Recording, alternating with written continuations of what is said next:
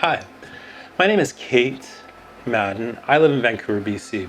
I'm a trans woman who tries to help others and be a resource that I didn't feel that I had as someone transitioning genders in their late 30s, early 40s, a couple of years ago when I started this journey of gender exploration. I recently made a purchase of the Morphe 18F Talkin Flirty Palette. I got it about a week and a half ago. And I was just going to do a quick video today about how to do a colorful smoky eye that I think fits the summertime that I'm currently filming in. It's early August 2020. If you want to learn how to go from this to this, stick around and let's get at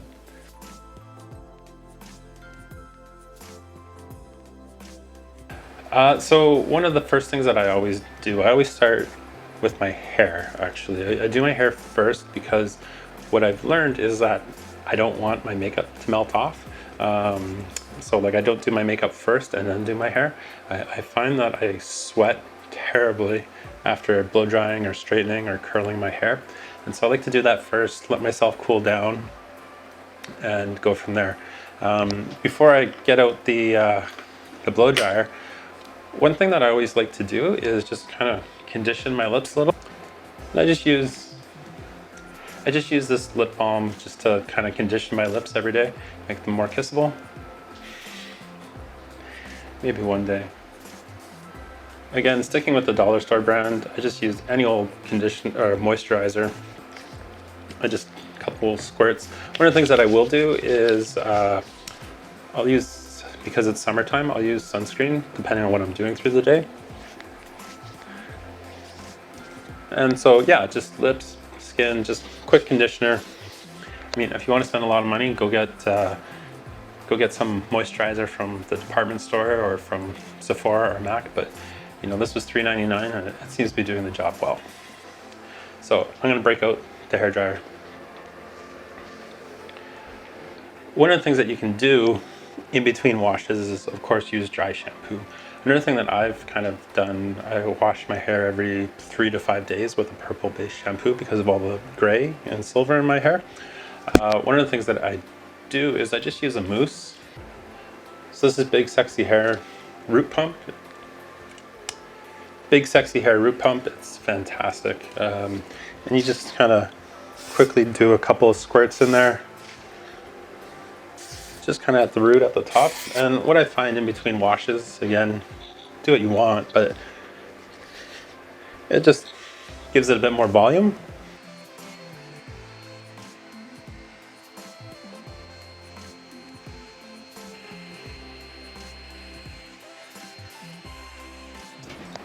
Sweaty.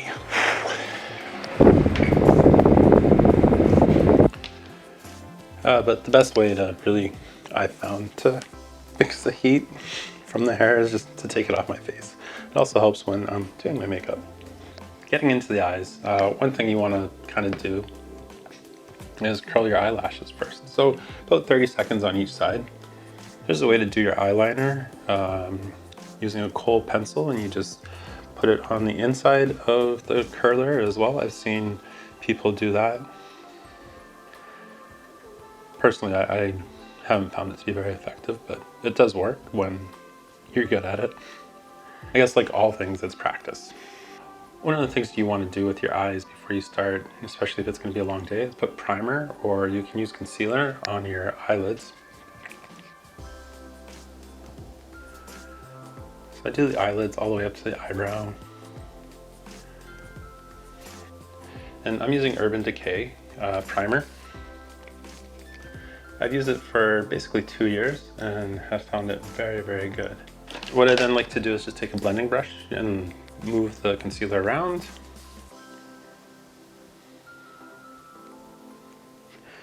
While I wait for the concealer to dry, one of the things I'll do is I will take my mascara, I'll put it on. And I've been using the Bambi Eyes by L'Oreal, just drugstore. It was like $8 down the street. You know, so 2 or 3 coats, basically. Do you put your mascara on before you do your eye makeup or after? Personally, I don't use fake eyelashes, so I've kind of seen both schools of thought. What do you like to do? Just let me know in the comments. As well, speaking of that, if you've made it this far, consider subscribing. You know, I do videos that cover a broad range of subjects, you know, whether that be just transition timelines, dealing with being a parent, faith, being a faith-based person, divorce, dating, sex, and makeup. Also, you know, professional stuff like 5 reasons you want to hire a trans person. One of the better videos I think I've done as of late. Anyhow, make sure you hit like and subscribe. You can see that I've kind of made a mess of the upper lids a bit, but that's okay because we're gonna do makeup and stuff. So this is the palette.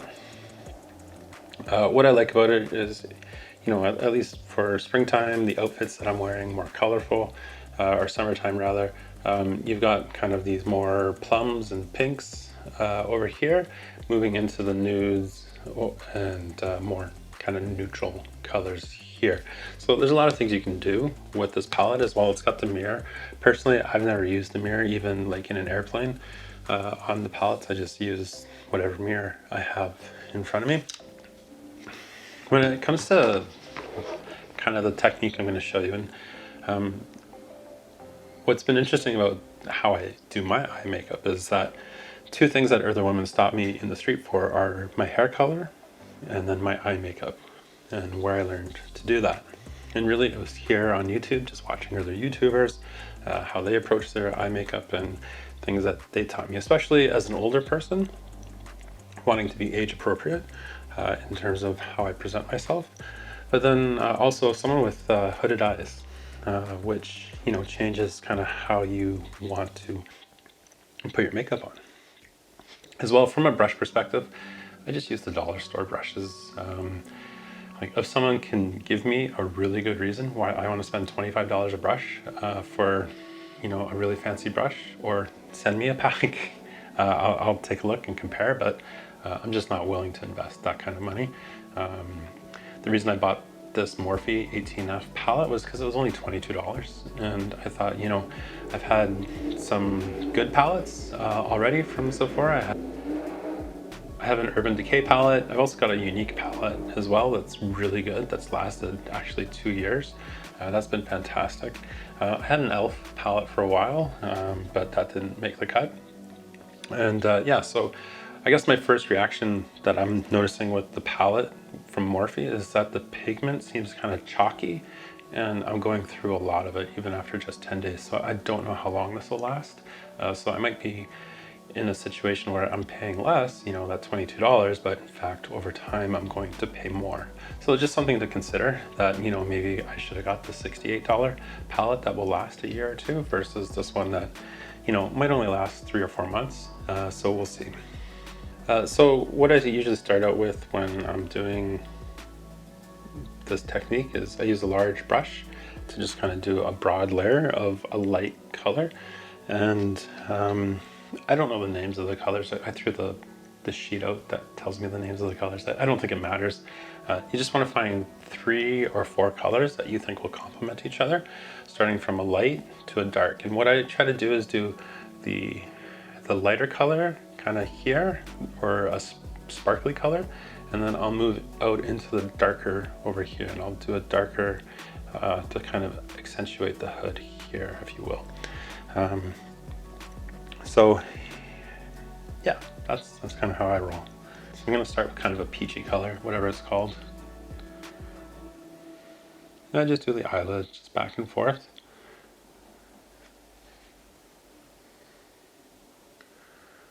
And the thing I've really learned with eye makeup is that it's not so much just throwing product on your skin and trying to see what happens. It's kind of a 2-pronged approach. Is 1, you apply it, and then 2, you want to blend it.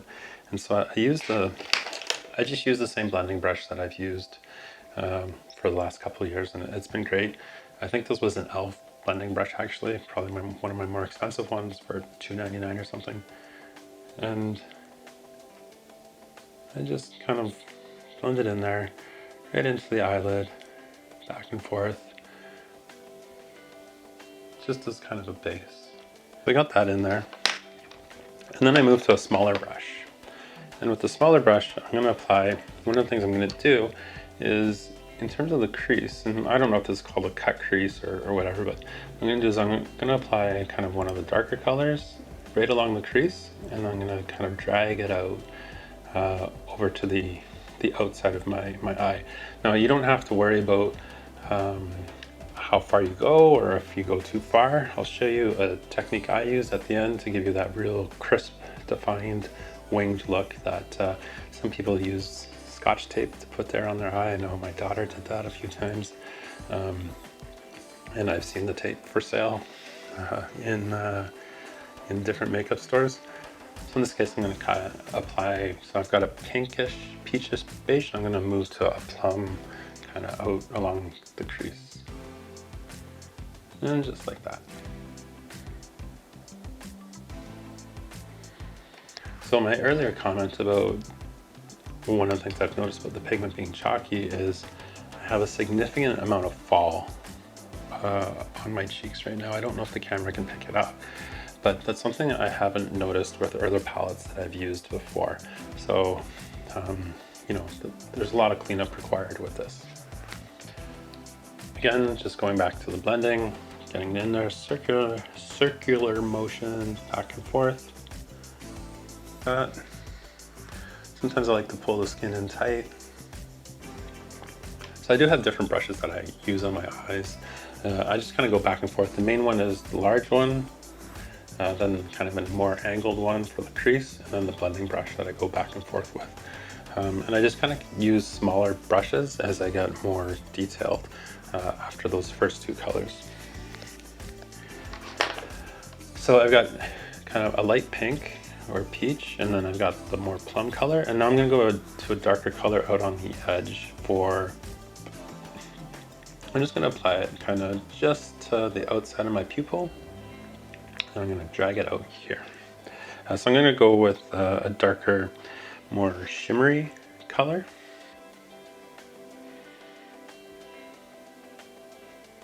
So you can see I kind of make an angle right there, just to align with the hooded eyes that I do have.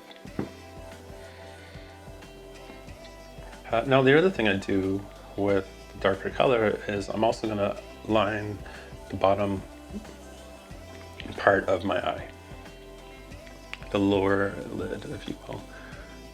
And again, I'm not trying to be too exact, I'm just getting it in there because I'm going to clean it up later.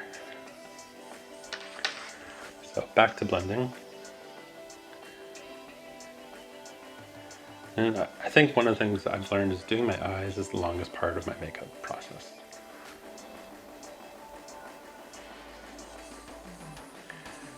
So you've got two choices at this point.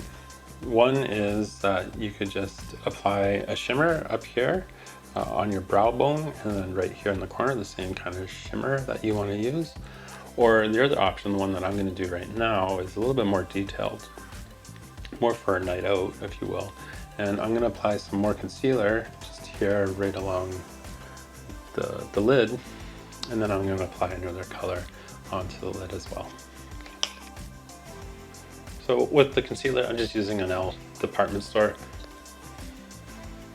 One of the things that I like about using department store cosmetics is that I used to travel a lot for work, all throughout rural communities in Western Canada, and I always knew that I could pick something up at the local drugstore, something that I was familiar with and comfortable with, and it would usually be readily available.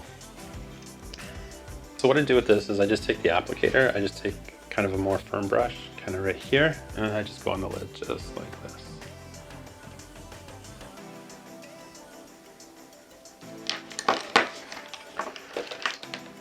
So I use a different blending brush so I don't get the other one wet, and I just kind of move it in there, move it around.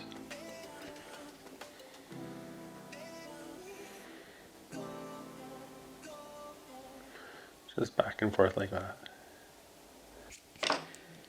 So I'm going to do a lighter color, but again, just a little bit more shimmer directly on the lid, just like that. So this is color number 4 that I'm putting onto my eyes. And yeah, I don't normally do the concealer, but I'm doing it special for you today. I might do this technique for, yeah, going out to the bar, going out with someone. I'll do a smaller version of this technique where I'll just do a line right above the pupil, and just to kind of draw that. I'll do that for work, but again, it depends on how much time you have. One of the last steps you want is to just pick up the kind of a shimmery shade, and you just put it in your eye, just right in the corner, bang, like that. And then the other thing you do is you want to take it and put it on your brow bone, just to match, and just like that. Okay, so we've got all the colors in there, all the pigments in there, and then what we're gonna do now is we're just gonna take a cotton pad. I'm gonna take some makeup remover. You're just gonna fold it like this. You got the straight line, soak it there, straight line, and then you're just gonna get rid of all that fall under your eye that happened, and then you just bring it straight up.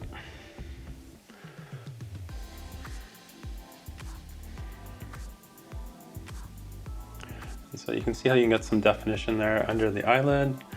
One of the things that I've noticed is I kind of get a cut here. There's like a little crease or crevice in here, and it'll get caught in there, and sometimes I have to use additional concealer in there after the fact.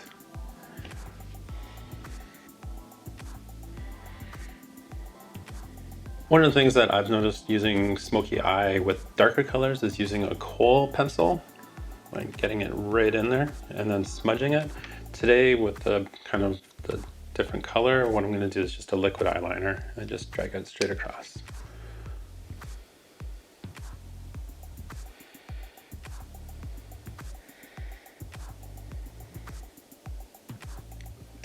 And that's kind of how you do your eyes. We'll see how long that took, but normally I budget 20 minutes to do my eyes. I'm gonna do the rest of my face now, and we'll close this video off as fast as we can. One of the things I've noticed with summer is that my skin tone has changed, and so my foundation doesn't match anymore. I don't want to get a temporary foundation for just a few weeks. I do live in Canada. It's gonna go back to gray and cold here soon. So I've really stopped wearing foundation through the summer. But the one thing I can't get away from is stubble. So I just use a concealer. I don't even know what brand this is.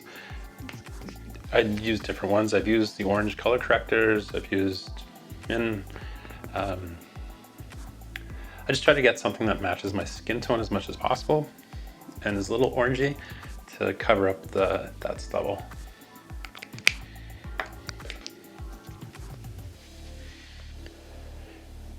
I've been using the NYX Sweet Cheeks Peach palette. I like it. It's great, especially with the tan skin that I seem to have developed over summer.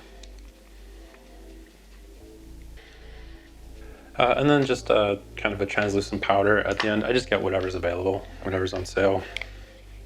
And you just kind of put it at the where everything, even over the eyes.